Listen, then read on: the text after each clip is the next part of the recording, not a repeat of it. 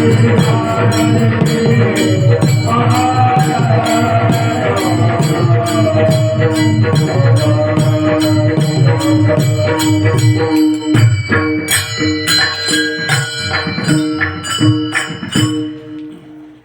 सद्गुरु ज्ञानदेवा प्रदीपा, नमो सद्गुरु विश्व चैतन्य रूपा,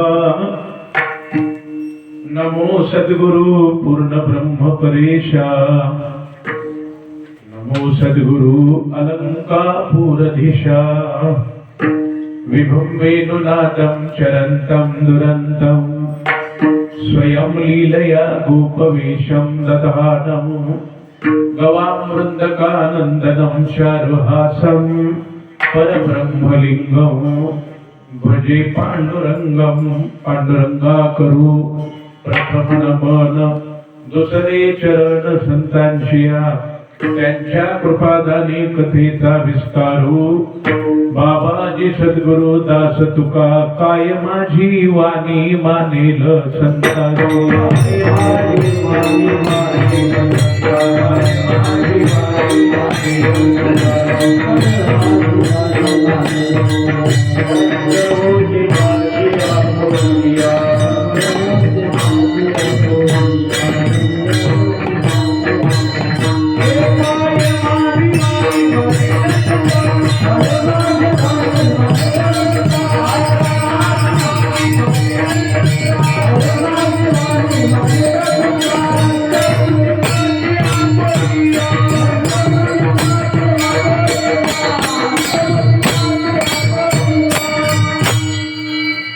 काय माझी वाणी मानेल संतांशी, रंजवू चित्ताशी आपुलिया।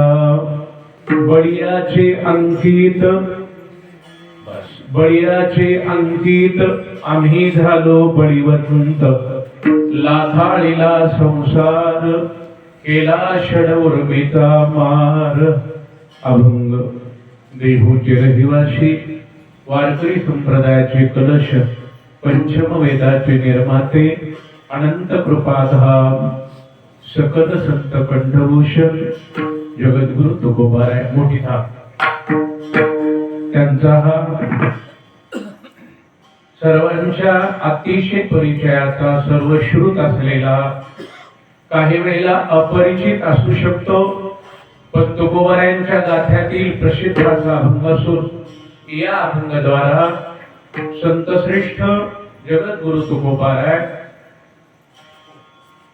मी माझ्या जीवनात व आम्ही सर्व साधू पुरुषांनी आश्रय घेत असताना समर्थाचा आश्रय घेतला आणि त्या समर्थाच्या आश्रयामुळे आमचं जीवन प्रबल झालं। प्रबल दुर्बलता संपली, शोचनीय अवस्था नाहीशी झाली। समर्थाचा आधार घेतलेला जो कोणी साधक असेल त्याच्या जीवनामध्ये असलेलं जे दुर्बलत्व आहे ते नष्ट होतं आणि तो सुद्धा प्रचंड प्रबल बनू शकतो। तुकोबारायांची स्पष्ट भाषा आहे, अनंत कोटी ब्रह्मांडाचा नायक परमात्मा पंढरीराय अर्थात भगवान तोच एक बळीवंत आहे, बलवान आहे, सामर्थ्याने संपन्न आहे। आणि जो सामर्थ्याने संपन्न असलेला भगवान, त्या भगवंताच्या आम्ही अंकित झाल्यामुळे, परमात्म्याच्या आम्ही स्वाधीन, अंकित, अधीन वा चरण आश्रय घेतल्यामुळे आम्ही सुद्धा बलदंड झालो, आम्ही झालो बळीवंत। आम्ही या पदाने सगळ्या संत महात्म्यांचा समावेश होतो। पृथ्वी तलावरती या राष्ट्रात आतापर्यंत ऋषीमुनी ते आजपर्यंत झालेले संत, त्या सगळ्या संतांचा आम्ही या पदामध्ये अंतर्भाव होतो। आम्ही झालो बळीवंत।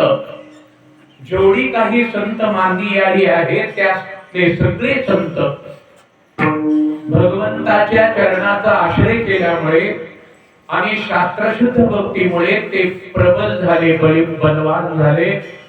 झालो म्हणतात तुकोबाराय आम्ही जो बळीया आहे त्याच्या अधीन असल्यामुळे आम्ही सुद्धा बळीवंत झालो, बलवान बनलो.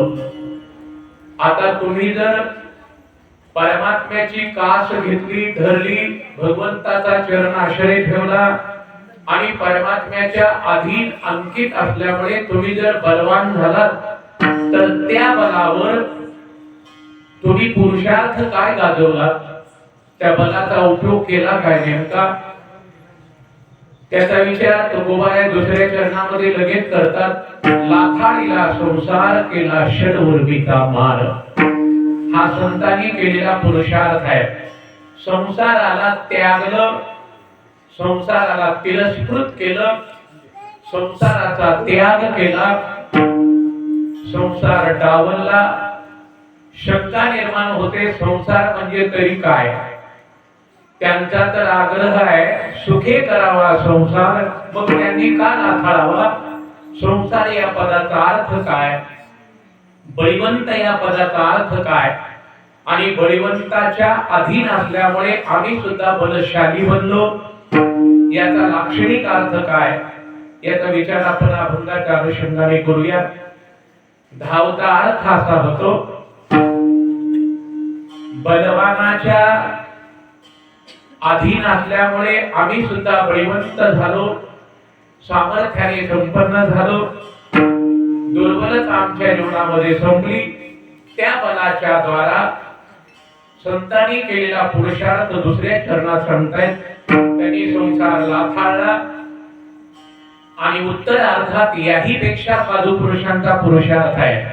जगामध्ये जे कोणालाही शक्य झालं नाही ते त्यांनी शक्य करून दाखवलं. षडउर्मीला आम्ही हाणून पाडलं, षडउर्मीवर विजय मिळवला, षडउर्मीचा नाश करून तिच्याही पलीकडे आम्ही परमतत्वापर्यंत पोहोचलो. आता षडउर्मी म्हणजे तरी नेमकं काय, षडविकार वेगळे आणि 6 उर्मी वेगळ्या, त्याचाही विचार आपण करूया. तिसऱ्या चरणामध्ये तुकोबाराय असं बोलतात, आता मात्र आमची दिनचर्या, दैनंदिन जीवन किंवा आम्हा साधू पुरुषांची जीवनशैली झाली कशी, जन धन तन हे सगळे तृणप्राय, गवता समान, कुठल्याही प्रकारचं त्यांना प्राधान्य आमच्याकडून नाही. जनत्याग, धनत्याग, तृणवत मानून भगवंताच्या भक्तीमध्ये आम्ही निमग्न राहतो. आणि शेवटच्या चरणात तुकोबारायांना विचारले साधकांनी, आता एवढं करून तुम्ही प्राप्त करून घेतलं काय, मिळवलं काय. तुका म्हणे, आता आम्ही मुक्तीची माथा. मोक्षासाठी धडपड आहे साधू लोकांची, पण तुकोबारायांची पुरुषार्थाची भाषा आहे. आम्ही मुक्तीच्या मोक्षाच्याही माथ्यावर पोहोचलो. आता मोक्षाचा माथा म्हणजे तरी नेमकं काय, करूया विचार आपण. विठ्ठल